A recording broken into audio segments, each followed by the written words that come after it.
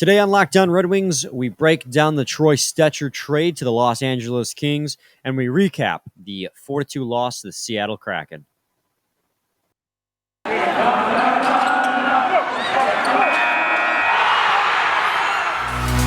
You're Locked On Red Wings, your daily podcast on the Detroit Red Wings, part of the Locked On Podcast Network, your team every day.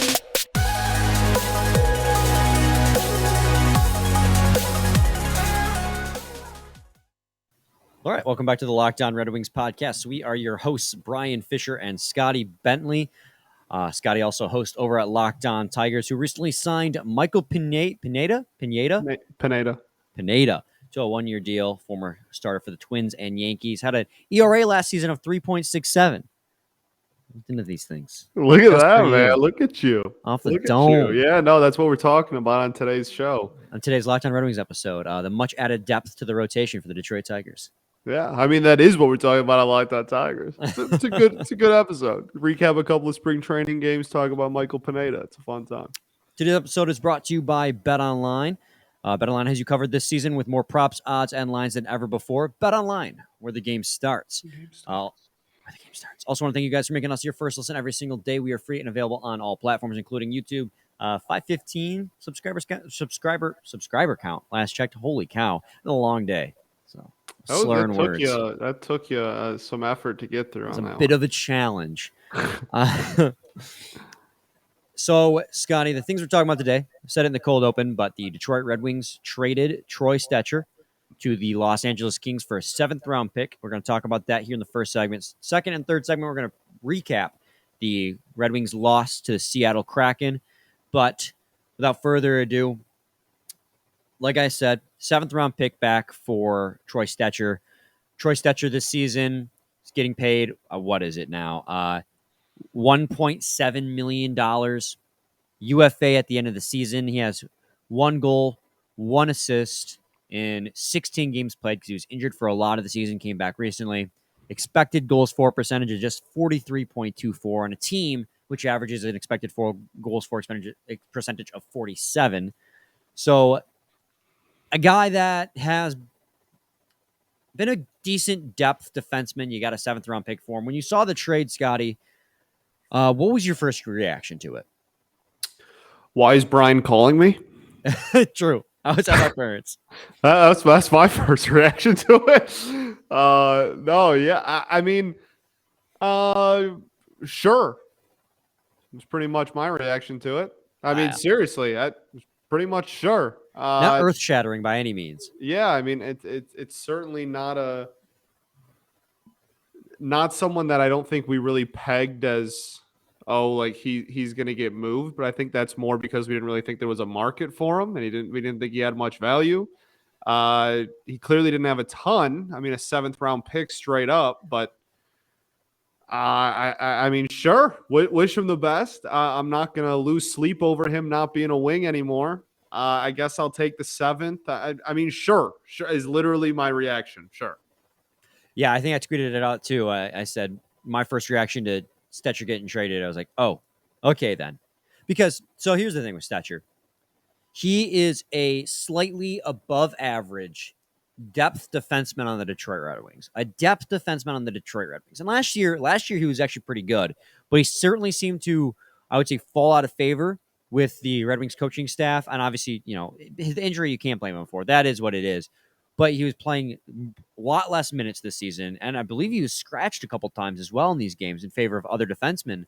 He was. So it's just getting anything back for him was whatever. I mean, he has, Jay Fresh tweeted out his his WAR card, his evolving hockey card, and he's got a projected WAR percentage of 56%, which means, he's in the top 44% of the league in terms of defensemen. He's got just a 38% EV offense, but a 71% even strength defense. So he's a good depth defensive defenseman who's got a solid finishing, doesn't play power play, doesn't play penalty kill. He's 5'10", 27 years old, the prime of his career, only making 1.7.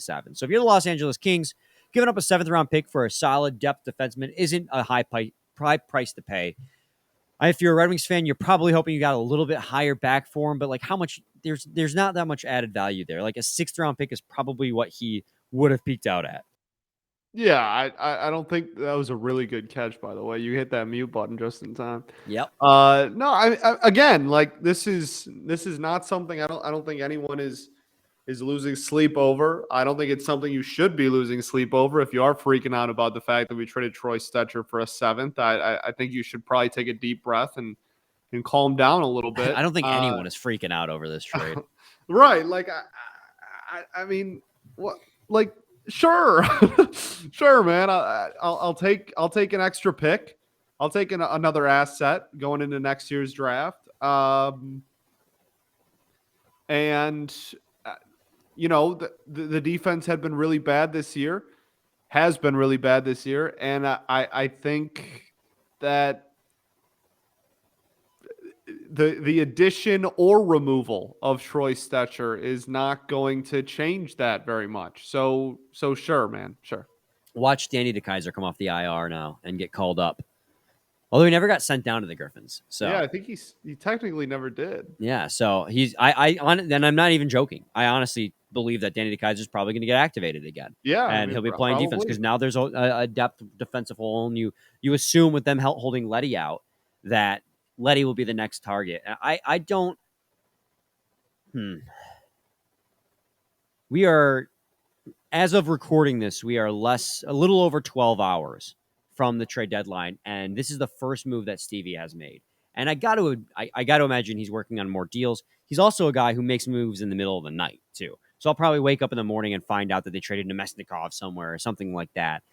But I'm a little surprised at the lack of movement so far by Steve Yzerman this close to the trade deadline.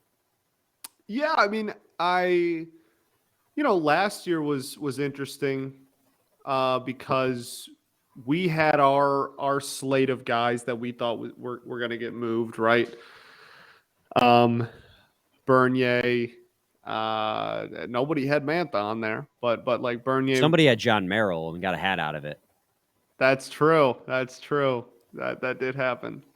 And so we had like our kind of our pool of guys that we were expecting to get moved, and then like and such, and they didn't get moved at the deadline. Any guys we thought were really going to get moved didn't at the deadline. And then 10, 15 minutes after the trade deadline, hey, by the way, we got rid of Mantha for 2 firsts and Piranha. We're like, okay. So like it is a little weird, but I mean, we've seen this movie before. No, we absolutely have. And so I think that's also what played into people's belief that Tyler Bertuzzi may end up getting moved, is that Yzerman has moved pieces before that seemingly were going to be part of the core going forward, especially after the contract extension Mantha got. But then prior to the game against Seattle, Bertuzzi had a press conference, one about talking, he's a new dad, but also to like quell the rumors. He's like, there was rumors going that Bertuzzi told Yzerman that he was open to getting moved. Bertuzzi said, nah, that never happened. I've never spoken to my agent or anyone from the Red Wings organization and said that, yeah, I wanted to be moved. Whether or not that means that Steve Yzerman isn't listening to phone calls on him is different. Right. But I do fully believe that Bertuzzi is all in. And I think it does, like, this time of year, there's a lot of smoke, Scotty, but there's not always a fire to go with that smoke. Sometimes it's just people talking. A lot of mirrors. No, man. I mean, people talk a lot. Yeah, we've said that on this show before. People talk a lot. So, look, at the end of the day, we've talked about the Bert thing before. It's actually crazy because the polls we've been running have all been split 50-50. Yeah, it was crazy. We ran a poll whether or not people want Bertuzzi to get moved, and it was just 52% on the don't side, or was it on the trade side? I can't even remember. It was like, well, it was only 1 or 2% different. But then there was also like 2 or 3 replies under that tweet that said they picked the wrong one and it would have moved it even more. So like, I mean, it was pretty much as dead even as you can get. And at the end of the day, whatever is going to happen is going to happen. I've already voiced my opinion. Both of us have. I think there's a route to being competitive with either, or there's a way to be competitive with either route. And Believe in Steve. That 7th rounder next year is gonna hit, baby. I think. I'm all about it. Well, it's like talking about the draft pick specifically before I talk about our Athletic Greens, or one of our sponsors for today.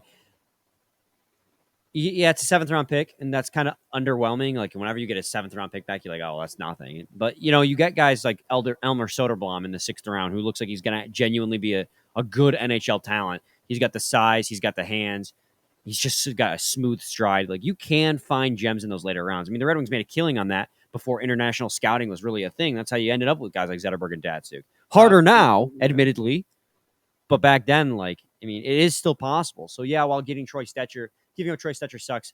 Getting something back for a guy who's going to walk at the end of the season, because I don't think they were even thinking about re-signing him. You know what? It's something. It's an extra draft pick. You never know what you're going to get out of that. Never know. We'll take it, baby. Yeah. Just like you should be taking Athletic Greens. Guys. Great transition. Thank you. I finally started, Scotty. I finally started taking it. Did you? I was putting it off. I was like, oh, that's green liquid. I'm not really sure. I'm proud of you. I don't like vegetables in general. So when anything's green and it looks like a vegetable, I'm like, nah. But I finally started taking it. I bit the bullet. I feel better. It's crazy. It does the job. It's crazy. Like, I don't want to like get too gross, but like it helps. It helps with the regularity. No, it really does, man. It's crazy. It helps you poop. So I'm gonna say it.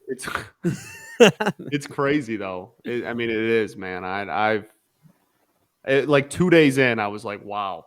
Then I haven't stopped since. Yeah, and like everything else about it too. I mean, there's obviously all the vitamins and everything too that make your body itself feel good. It was one of those things where like you're looking at it like, okay, it's another one of those things, like those fads. And you actually start taking it, it's like, oh yeah, this is why it's popular. This is why professional athletes. What was the Tiger that you said was talking about it? Tarek Skubal. Pitched today in spring training, sophomore season for that pitcher. He's talking about it, and like clearly there's legitimacy behind it. Now that I've started taking it, like, yeah, I agree. Like this stuff, it's good. So what's the stuff? Well, with one delicious scoop of Athletic Greens, you're absorbing 75 high-quality vitamins, minerals, whole foods source superfoods, probiotics, and adaptogens to help you start your day right. The special blend of ingredients supports your gut health, your nervous system, your immune system, your energy, recovery, focus, and aging, all the things. It's lifestyle friendly, whether you eat keto, paleo, vegan, dairy-free, or gluten-free. Contains less than 1 gram of sugar, no GMOs, no nasty chemicals or artificial anything, while still tasting good. It costs you less than $3 a day. You're investing in your health, and it's cheaper than your cold brew habit. Athletic Greens was created when the founder experienced a ton of gut health issues and ended up on a complicated supplement routine to recover. It cost him $100 a day. So he created Athletic Greens after experiencing how difficult it was to create an optimal nutrition routine on your own.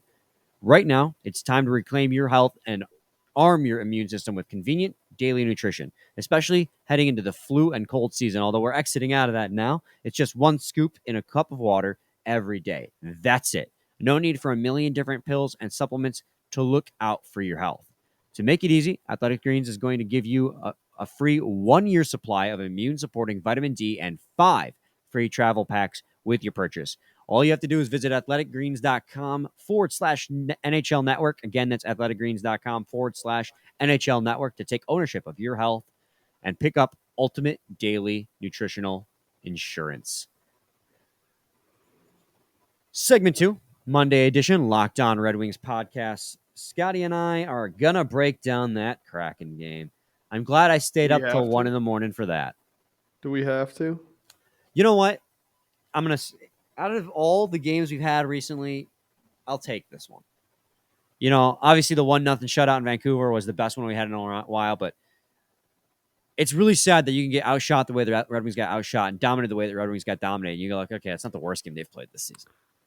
Yeah, the shots on goal thing is crazy. Like it's really whack. It was bad. It was so bad. They got outshot by 20, I believe. Yeah, it was 41 shots against versus 23 shots against. So what was that, 19, 18? Yeah, that's good. No, so like here, okay. So like what It's the same. It's the same nonsense. The defense went back to not being very good. They The definitely didn't carry any offense, momentum over. huh? They definitely didn't carry any of that momentum over from that No, game they against did not. Vancouver. Do we have a shot chart? Oh, absolutely.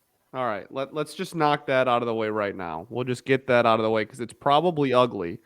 Oh, Over 40 shots, and on top of that, it is the set to all goaltending in events. this game. Oh my goodness, gravy! That should have a parental advisory warning on it.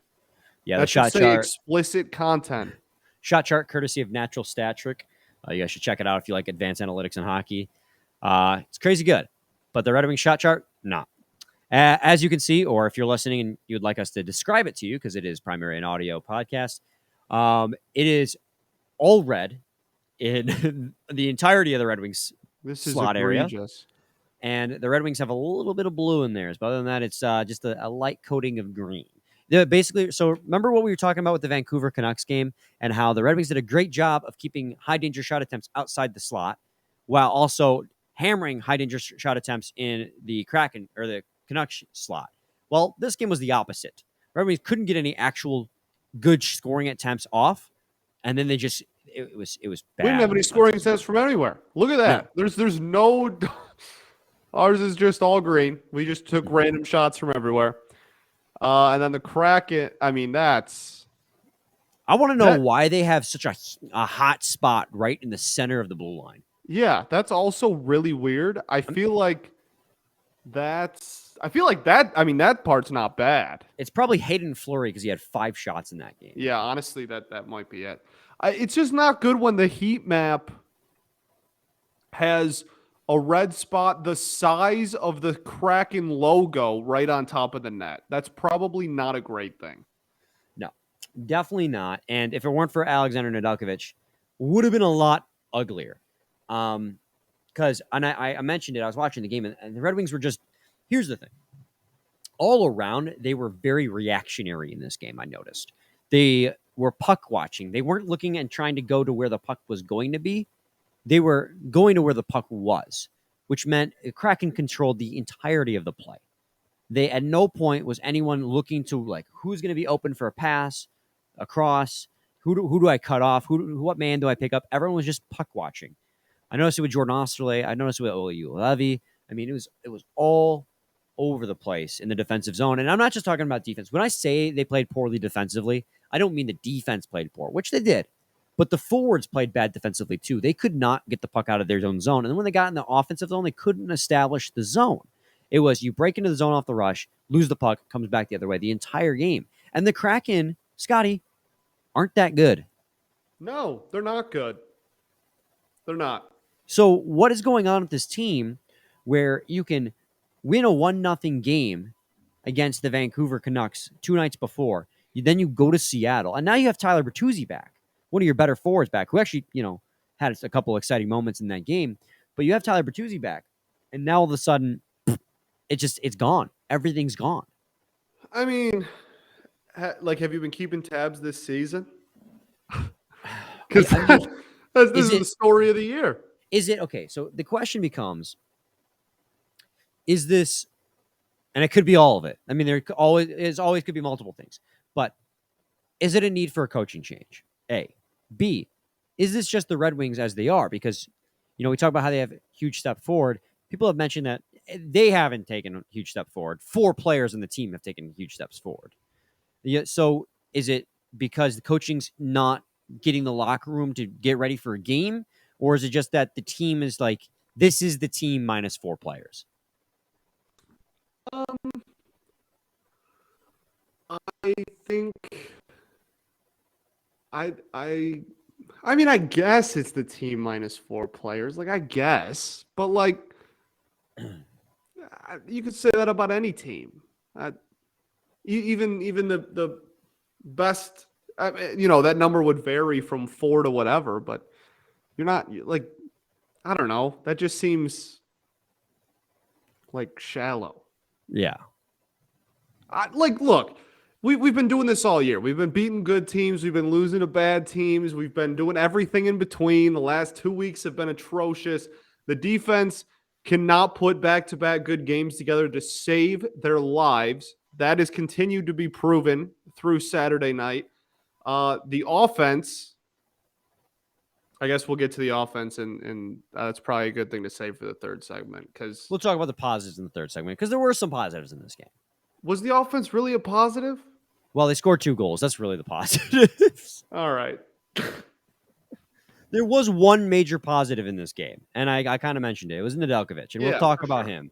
He had another great game. Two strong starts for him. But first, I got to talk to you guys about BetOnline.net. It's that time of the year, again, as college basketball's tournament is finally upon us. From all the latest odds, contests, and player props, BetOnline.net is the number one source for all your sports betting needs and info. BetOnline remains the best spot for all your sports scores, podcasts, and news this season. And it's not just basketball. BetOnline is your continued source for all your sporting wagering information needs, including live betting and your favorite Vegas casino games.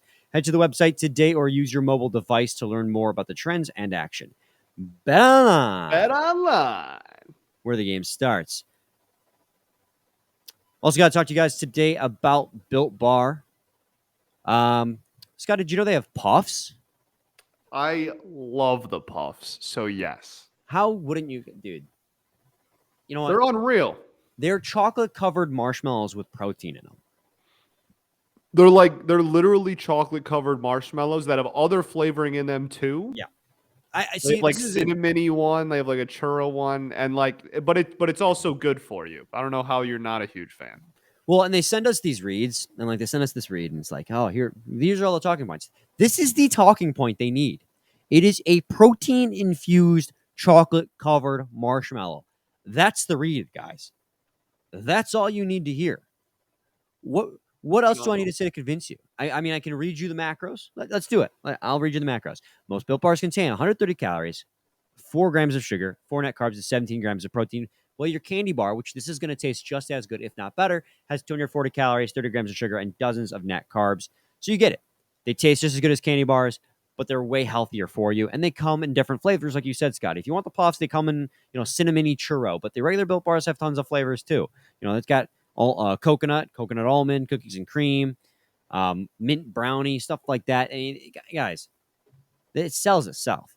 It's a protein bar that tastes just like a candy bar. Or if you want a puff, it's a chocolate-covered marshmallow, covered in 100% real chocolate. What are we doing here? It's so simple. What are we doing here? You guys don't need me to read you an elaborate ad read. It's straight in your face. If you want something that tastes good and is good for you, go to Built.com. Use promo code LOCKED15 and get 15% off your order. Use promo code LOCKED15 for 15% off at Built.com. Scotty, Alex Nedeljkovic was pretty cool in that game against the Kraken. He's pretty good. Yeah, he's pretty cool. I like him. I want him to stick around for a long time now. Yeah, pretty cool. No, he was great, man. and that's we talked about going into the last part of the year here, and especially the post-trade deadline world. It's going to be really, his play is going to determine a lot, because this team that's already paper thin is going to get even thinner, and it's already started to get thinner. So he's going to face a lot of shots, and he's going to have some bad games, and it's not going to entirely be his fault. But there's also some games like this where the defense is pretty atrocious, and he can still put you in an opportunity where you're winning in the third period. Scotty, I'm going to read this stat to you, and you're going to be in awe of Nedeljkovic's performance. Am I going to like it? Oh, I mean, dude, you're not going to like how many he faced, but you're going to like the result from him. He faced in this game 17 high danger shot attempts. 17 from inside the slot. He saved 15 of them. He had a save percentage in the high danger areas of 882 at all strengths, and at 5-on-5, it was a high danger save percentage of 867. That is a really good high danger save percentage, like really good, fantastic. From areas right in front of the net. He made 15 of 17 saves. Now, that is a huge indictment of how poorly the defense played from him, and it loops back around to what I was saying about them just watching the puck and not being able to body anyone outside the slot like they were able to do against Vancouver. But for Nedeljkovic's purposes, like he played really well in Vancouver, and he got a 1-0 shutout. But I would argue he played even better in this game against Seattle because he was the only one who showed up to play. Only one who showed up to play. Yeah, there's an argument for that. That's for sure. I mean, He was fantastic, though. And like I said, it's going to be really if he can sandwich 2/3, first third of the season really good, last third of the season really good, middle third not so great. If he can have that of a first full season as a Red Wing and as his technical rookie year, I mean, we should all be ecstatic for the future of Ned. yeah. So between Seattle and Vancouver, Scotty, he faced 84 shots against and only let 2 goals in. He made 82 of 84 saves in between the Vancouver and the Seattle Kraken game. And the Seattle Kraken game is more impressive, like I said again, because the defense just played so poorly. He has raised his save percentage 4 points in these 2 games. He's up to 904 now. Just on this late in the season, that's really hard to do, to raise your percentage points. He's raised it 4 percentage points in 2 games. That's the dog. And we had a conversation last week. Call ourselves out. Mention like we had a conversation last week about what's Nedeljkovic's problem. Is this, why Carolina traded him because he was in a slump and they realized he wasn't as good as he was and it was a good defense in front of him? Or is it just a bad stretch for him? Well, it's starting to look like it was a bad stretch for him because this is the Nedeljkovic that we saw for 3/4 of the season before this last stretch. And that's beautiful, ain't it? It's beautiful. I'm glad he's bouncing back because with how Greiss is playing, I think regardless of how Nedeljkovic plays, he's going to be getting a lot of starts here to finish this season out. Good. Get him Play reps. as much as you're comfortable. That's what I want to see. Yeah. So, I mean, if it weren't for him, it would have been, more than 4 goals against. That last goal, obviously being an empty netter, doesn't count against Ned, so he only let in 3 goals in this game. Taro Hirose got on the board, which, was nice to see. The play that facilitated that goal was even nicer. I mean, from the point, Raymond passed it down in the slot. Bertuzzi took a shot from the goal line off the goal pad that went to Taro Hirose and went in the net. Nice to see Taro Hirose get his first goal in the NHL since, I think, literally 2019. So that's really all I got to say about play, that. Baby. It was a great play. No slander. I could slander, but I won't. No, I mean, what are you going to do, man? Like, the whole team played horrible. We were in the game. Hirose kept us in it. What are you going to do? Sure. Oh, well, and then right before that, so the Red Wings were taking... So can we talk about how many penalties the Red Wings took in this game? It was ridiculous. And that's part of the reason why they had to take so many penalties was because they couldn't keep up with the Kraken. So they were, cheating, essentially, to try and keep up, which drew penalties. Tripping, hooking, shooting the puck out of the play, which I know that's accidental, but they couldn't keep up, so they were drawing a lot of penalties because they weren't skating, and they kept getting in the box. Now, I tweeted out, I'm like, the Red Wings realize it's hard to score goals for if you're in the box constantly. Forgetting that literally last game, the one goal the Red Wings had came on as the penalty expired. And then today, or that game against Seattle, rather, on Saturday, Dylan Larkin comes out of the box, receives a puck down and goes down the boards and passes it to Joe Veleno out in front for a goal. And immediately, Scotty, replies to that comment, being like, I guess it works out sometimes, huh? I'm like, oh my God, guys. Like, give me a break. Like, yes, the Red Wings scored on 2 expiring penalties. Wrecked, Brian. Get wrecked. You just forgot that that's their biggest offensive strategy at the moment, which is sad, but also maybe true. You're right. No, you're right. So, I mean, your big guys got points in this game. Larkin got a point. Bertuzzi got a point. Raymond got a point. Need some depth scoring from Hirose and Veleno, which is nice to see. But, I mean, none of that makes up for how poorly they played. But thank God for Alex Nedeljkovic. Thank God for Alex Nedeljkovic. TGAFN. Thank goodness for Ned. Oh, thank goodness for Ned. I was wondering where you're going with that. That's a banger. It's a banger. You got any final thoughts you want to touch on here? Stop putting Vrana on the third line. That's one. Yeah, that's probably a decent one. I mean, like, at this point, I'm not even thinking about the game against Philly. I'm just all trade deadline day, baby. Wake and grind. Trade deadline day. Let's see what Yeah, you know happens. what? Because this is deadline day. Like our minds are probably still in the Sunday mindset because it is, for it's 12:53, so it's technically Monday, but we're still in the Sunday mindset as we record this. This is deadline day, so I want you right now make your final prediction on who gets moved. Nick Leddy, and that's it. Really, I'm thinking Nick Leddy and Nemesnikov. I think they both get moved. I don't think Vlad gets moved. I think it's just gonna be Leddy. Why don't you think Vladdy gets moved? Because the last 2 years we've had like dudes that we've thought, oh, slam dunk gonna get traded, and Steve has proven. He proved with the That's last true. year.